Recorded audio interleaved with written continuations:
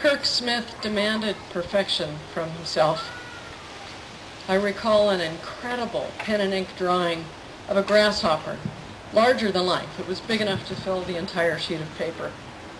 Phenomenally detailed, worthy of encyclopedic engraving. All drawn from an image in his mind. Then the ink splattered. He threw away the drawing.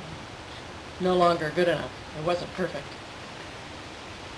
To others, Kirk was sensitive, caring, and generous. Sensitive enough to notice a problem, caring enough to ask a question, and generous enough to listen, really listen to the answer. Kirk was the first to pass from our class. I still miss him, and I always will.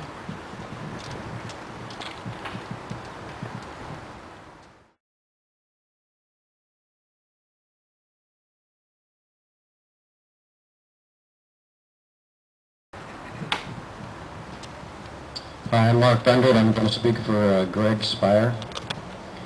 Greg Roy Speier was 38 years old when he died. He died on October 4th, 1989. I remember Greg had sisters and an older brother named Chris that went to Piedmont High School also. I understand from a friend that Greg died of a heart attack. Greg was kind of a heavy guy in high school, but last time I saw him, he was looking much lighter.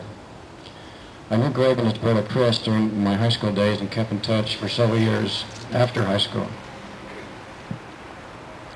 We would meet up mainly to play poker at his house on Pacific Avenue with Greg's brother Chris and Kevin Lynch. If I came away with any money in my pocket whatsoever, I considered myself very lucky. It didn't take long for me to figure out that gambling with Greg was a losing proposition since Greg was an excellent card player. Greg was always good to me, and I considered him a good, loyal friend. It was a good shock. It was a great shock to me when I found out Greg had died. He was way too young to die at age 38, and I always remember him as my friend and the good times we had. May God bless him and his family.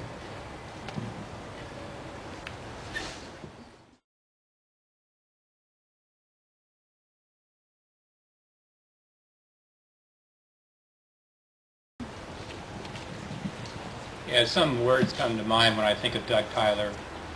Charismatic, a leader, a wild streak, and he died way too early, only 14 years after high school.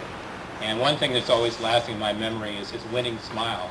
He could warm up a room when he wanted to. He's the type of guy who was a real guy's guy even in high school. He was president of the Kimmers. He was a star basketball player along with Dave Kistler on the varsity basketball team. His main forte pretty much was social life and just going out and having a good time with the guys, and he did that really well. He actually was my first roomie. He was a member of the shack with a couple of other of us people. That was that $35 per month over the garage off of Wildwood Avenue, some alley that the police would come over every weekend or two to check out.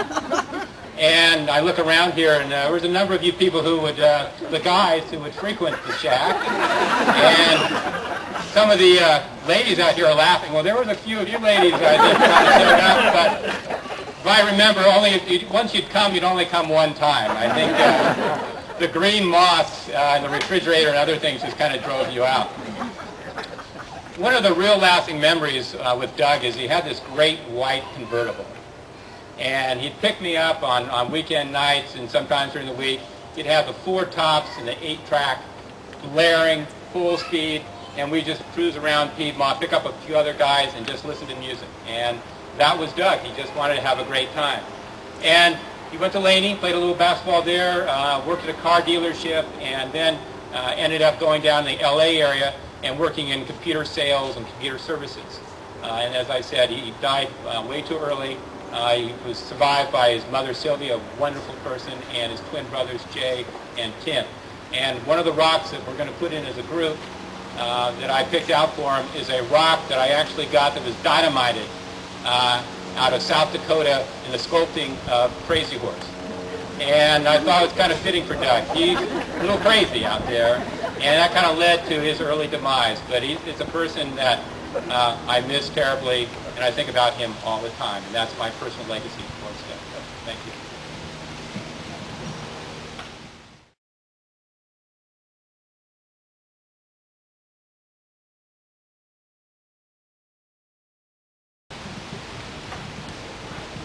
David Walden passed away on July 3rd of 1995 as a result of his lifelong struggle with juvenile diabetes and its many effects.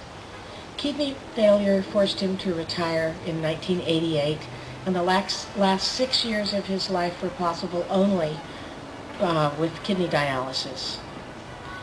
Being a kid in the 50s and 60s with diabetes, it was a tough road to hoe. He and I both grew up with the fear of losing our kidneys, our eyesight, our ability to walk. Our insulin needles were blunt. They needed to be boiled on the stove every night to be sterilized. Our fathers sharpened them in their basement workshops. Diet Coke didn't exist when we were growing up. Sugarless candy tasted like kaopectate. Halloween wasn't much fun either. David died too young before the technology for managing his capricious disease could make his life easier and longer. I pray that his family and friends remember him as the really special person he was in their lives and for the good fight he fought all his life long.